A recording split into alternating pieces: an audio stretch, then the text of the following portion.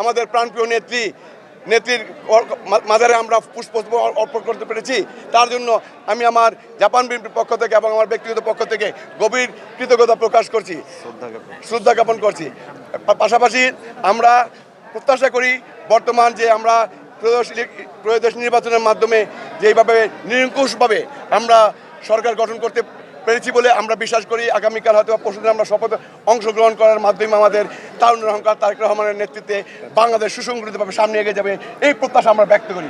আমরা আরও ব্যক্ত করি আমরা এই জাপান বিএনপির পক্ষ থেকে ফ্যাসিস্ট আন্দোলনের মাধ্যমে যেই আন্দোলন রচিত হয়েছিল সেই আন্দোলনের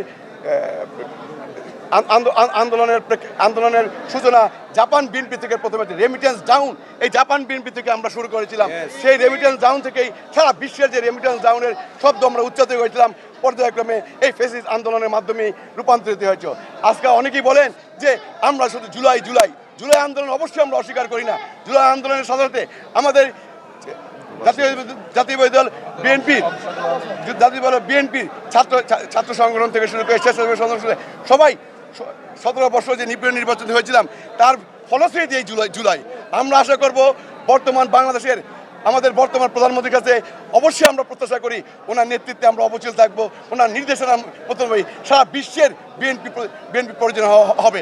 এই বলে আমি আমার ব্যক্তিগত পক্ষ থেকে আবারও আমাদের প্রাণপ্রিয় নেতা শহীদ প্রেসিডেন্ট জিয়াউর রহমান এবং তিনবারের প্রধানমন্ত্রী mother of democracy Begum Khaleda জিয়ার আত্মার রুহে মাগফিরাত করে কামনা করে বিদায় নিচ্ছি। ধন্যবাদ। বাংলাদেশ জাতীয় দল জিন্দাবাদ, বাংলাদেশ জাতীয় দল বিএনপি জিন্দাবাদ। সবার আগে বাংলাদেশ। হয়েছি আমরা আমাদের দেশনেত্রী বেগম খালেদা জিয়ার কবর জিয়ারত করতে।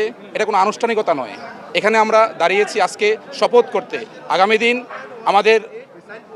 আমাদের বর্তমান প্রধানমন্ত্রী জননেতা জনাব তারেক রহমানের নেতৃত্বে যে দেশ গঠন হবে সেই মহান ব্রতে নিজকে নিয়োজিত রাখবো ইনশাআল্লাহ। সবাইকে ধন্যবাদ।